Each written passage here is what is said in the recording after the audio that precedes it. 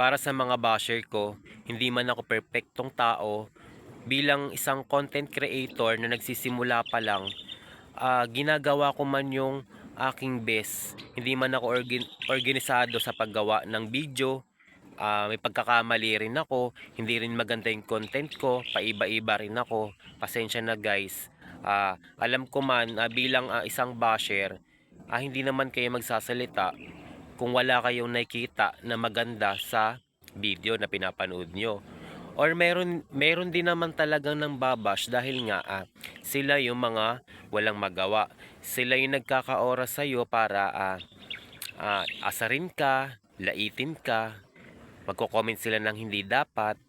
So dapat sa mga basher na yun, dapat maging masaya na lang kayo sa mga gumagawa ng content sa social media dahil marami kasing mahihirap na gumagawa talaga ng content or hindi talaga sila organisado sa paggawa ng video pero ginagawa nila yung best nila.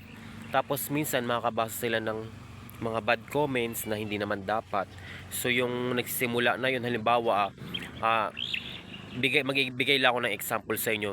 Paano kung yung kamag-anak mo yung gumagawa ng content na yun tapos binash siya ng kapitbahay mo, syempre masasaktan ka, di ba? Ang request ko lang, dapat bago tayo mag-comment, sana iniintindi rin natin or pwede tayong mag-suggestion ng video sa mga small content creator na dapat kung paano sila mapapa-grow, yung ganun. Kami kasi, para sa akin, gumagawa ko ng video ng TikTok kahit para sa inyo is wala naman dating yung ganun.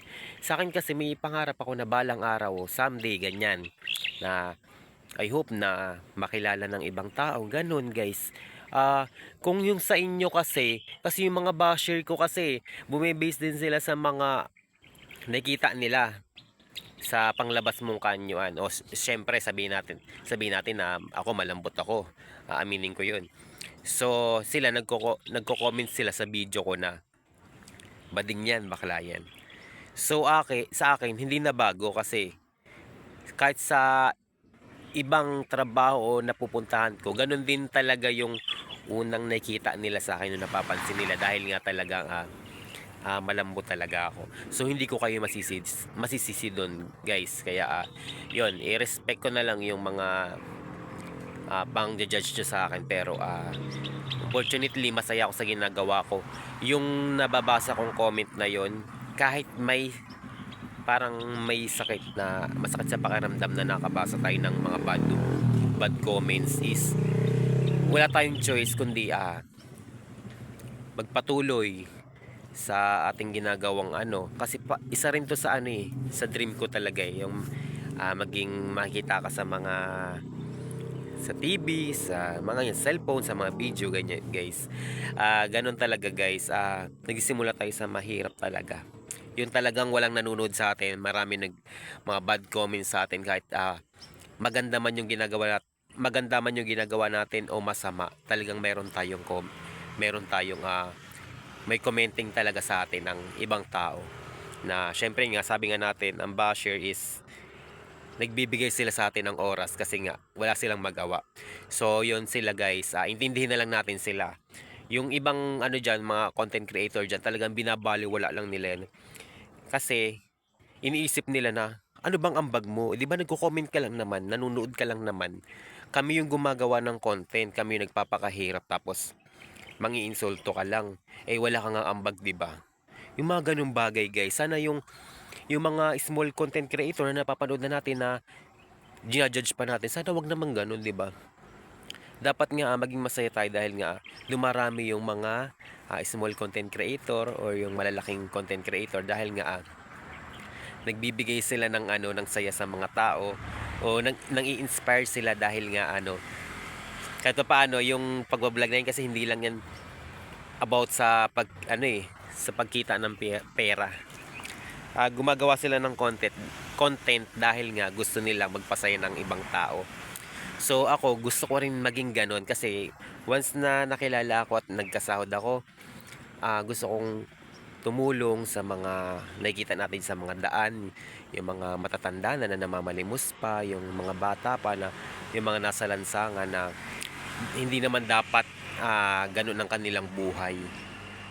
Dapat nakakakain din sila ng 3 beses sa isang araw. Yung mga ganong bagay, guys. Kasi hindi naman lahat ng tao na nakita natin sa may lansangan or kahit nasa bahay lang sila maayos yung tinutulungan nila is kumakain sila ng 3 beses sa isang araw. Kaya guys, yung talagang sa kaloob-looban ko talaga is gusto ko talagang makatulong sa maraming tao. Promise yan, guys. Kaya sabi nila yung mga nag-ano sa akin, nagsasabi sa akin na balang araw pag nakilala ka na, baka makalimutan mo kami. Hindi. Never na sumagi sa isip ko yan. O may ganon, na sabi daw sa una lang yan, sa salita lang yan. Pero once na nakilala yan or sumikat yan, hindi ka nakilala niyan. Hindi totoo yun, guys. Mayroon lang dumadaan na may pagkakataon na mas may pinaprioritize tayong ibang tao. Dahil nga sila yung mga naging guide sa atin, nag-guide sa atin, sila yung mga tumutulong sa atin, sumusuporta sa atin para ayan, para ayan, nandiyan sila para suportahan tayo sa lahat ng bagay na ginagawa natin. So, sa mga basher ko, thank you pa rin dahil nagbibigay kayo ng oras sa akin. Ayun, hindi lang yun, kahit man masakit yon sa pakiramdam ko is, rerespetuhin ko na lang yung mga komento nyo sa akin dahil wala naman akong magagawa dun eh. Kayo yung nag-judge. Kung ano yung nakikita lang ng mata nyo, yun lang din yung nasasabi nyo sa amin. So, may time na hindi naman dapat sabihin. Kasi, meron din kasing hindi rin katotohanan sa mga sinasabi sa mga commenting sa video. So, ayun lang guys. And thank you pa rin sa mga basher ko guys. Bye!